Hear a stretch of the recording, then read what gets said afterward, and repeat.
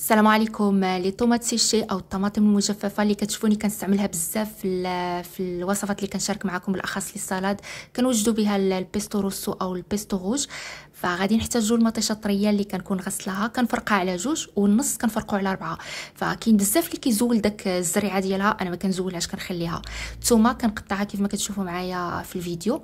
كنستف داك المطيشه في لاطه اللي تدخل الفران، كندير عليها الثومه، رشه ديال الملحه، رشه ديال الزعتر، رشه ديال البازيليك مجفف، وزيت الزيتون.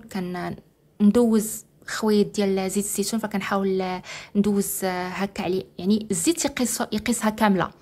كندخلها الفران مسخن على 90 درجه 100 درجه، فانا كندخلها في الاول كيكون سخون على 90 درجه.